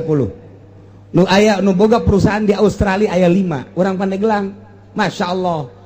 Tapi kadangnya nggak zakat ente. Orang Tangerang mah eueuh nu di luar negeri eueuh. Paling nggak lain di Singapura, di Singaparna paling. Aya nu Singaparna mah ge lain usahanya nama kabawa ku pamajikan mereka ditu. Tangerang mah ngan saukur kukulibekan di dia bae, kukulibekan geus hese ka Lampung bae jualan monyet. Orang Tangerang eta. Aduh, Masya Allah. Dumadak pelopor-pelopor lobana di Pandeglang. Iya, urang keur carita misahkeun Banten, pelopor napan Eki, tatupan urang Pandeglang sarua bae. Teh hayang misah Banten teh permatang supaya hayang jadi provinsi mandiri. Eta teh apaan? Wah, luar biasa. Peloporna tetep bae urang Pandeglang. Urang Tangerang mah henteu. Nah iya, tapi Tangerang boga sejarah sebab Tangerang mah Tikoro, cak almarhum Kiai Ahmad mah. Tikoro ai Tikoro mah kabeh ge kudu melalui Tangerang bae. Asa ulah kapelag bae teh Tikoro tah. Masya Allah. Daya suhun muto nomor kedua hawan mutbah hawa anu dituturkeun dianutin ai hawa mah kabeh ge boga. Ngan aya nu diperangan aya nu dituturkeun kuari ngahayukeun hawa hampir kabeh. Nomor katilu dunyan mosaratan dunia anu dipilih nu diheulakeun anu diutamakeun akhirat dikatukangkeun. Pembangunan dunia mah terus bae pembangunan akhirat mah henteu mental dunia mah terus bae mental akhirat mah terteu hanya sebagian kecil anu ngabangun mental jang akhirat hanya pondok pesantren. Di luar pondok pesantren mah geus hampir eueuh pembangunan mental jang ka akhirat. Nah ku ayana sakitu ieu geus menciut berarti mengkerucut amar ma'ruf nahi munkar. Terakhir ijabu kulli dzira'in birayih ngagungkeun nganehkeun ngaujubkeun setiap jelema nu boga pendapat jelema nu boga kitu pemikir dengan pemikiran sorangan tanpa disurtir tanpa dipilter tanpa dimusyawarahkeun asa aing bae pinter asa aing bae hebat asa aing bae sagala rupa ge insinyur asa aing bae dokter andas asa aing bae kiai asa aing bae tanpa dimusyawarahkeun asal geus kos kitu geus dakwah teh geus moal kuat kajen kukumaha ge. Nah ieu geus aya kabeh palaika nafsaka di mana-mana nafsu non koret geus dituturkeun hartina nuturkeun koret teh ngazakat teh sosial. Nomor kedua nuturkeun hawa nafsu terus bae ancul-anculan. Nomor katilu nuturkeun dunia ngaheulakeun dunia mandirikeun akhirat. Nomor kaopatna ngahebatkeun diri ngaistimewakeun diri tanpa aya konfirmasi jeung batur. Nah ieu mah dakwah geus datang ka dinya dirampingkeun falaika nafsaka kuari mah maningan bebener diri bae. Kuari geus maning masing-masing orang mengaji ka masjid ka imah ngaji ka masjid ka imah. Kok bisa kitu cenah kiai? Coba dakwahan. Coba dakwahan ahli partai coba dakwahan tek ceuli datang ka rikes ceuli. Datang ka nyengkleh ceuli moal bisa didakwah. Moal bisa didakwahan bener moal pasti itu bener baik. Kuari ayeuna calon pilgub, calon pilkada, calon cok urang dakwahan moal bisa. Calon presiden dakwahan moal ana moal bisa, moal aya mangpaatna. Atuh maningan diri urang bae ulah kabawa caah ka ditu supaya urang beres sebab moal aya nu bisa didakwahan. Dirampingkeun ku urang geus turunlah ayat ieu cerik Sayyidina Abu Bakar Siddiq ketika turun ayat ieu lantaran berarti geus sulit jasa jaga di akhir zaman. Ketika manusia geus ngamalkeun ayat ieu berarti dakwah geus eueuh harepat. Cerik Sayyidina Abu Bakar Siddiq cerik. Ditaranya ku sahabat kunaon Sayyidina Abu Bakar cerik. Jelema pasti bakal ngaramalkeun ayat ieu di akhir zaman sebab geus hese dakwah. Boro-boro ngadawahan nu gede, boro-boro ngadawahan nu gagah, boro-boro ngadawahan di keluarga ge asa geus hese jasa. ngadawahan pemajikan gesese, ngadawahan anak gesese, ngadawahan dulur gesese, gesese dakwah be pokona mah tah ieu ku ari nu dakwah mimbar lain dakwah tah mah hayang kabeuli sekupi lain dakwah ngan deureus keneh aya keneh deureus keneh aya nu daekeun keneh engke maka ditun geus sararang lantaran geus manfaatna nah yang geus diamalkeun ayat ya ayyuhalladzina amanu alaikum anfusakum la yadurrukum man dhalla idza tadaitum berarti kembali ka diri sorangan ngabebener diri bae lah geus kuari mah geus bae maningan ngabebener diri isuk-isuk ka subuh mandi beres mandi kemudian make baju terus urang ngawudhu beres terus salat duha salat duha cicing di hareupeun imah bari neulekeun simban nu liwat geus kitu bae geus lumayan sakitu ya Allah itu beres nanti ilallahi marja'ukum jami'a ka Allah hungkul tempat babalik aranjeun kabeh nah ya sing ade nu dakwah nu henteu tetep babalikna ka Allah nu bener nu salah tetep babalikna ka Allah ieu teh dua hiji janji nomor kadua nyingsieunan sing ade kanu dakwah balikna tetep ka Allah alhamdulillah pasti engke aya balesanana anu di dakwahan teu daek ngadenge tetep balik ka Allah bae anu bener nu salah tetep balikna ka Allah bae engke payunabbiukum bima kuntum tamalun Allah bakal ngabalas naon nu ku anjeun dipigawe mudah-mudahan pagawean urang nu ku urang dipigawe ayeuna nu salahna dihampura ku Gusti Allah nu benerna dicatet ku Gusti Allah sehingga urang dibalas bebenerna bae ku Gusti Allah wallahu a'lam.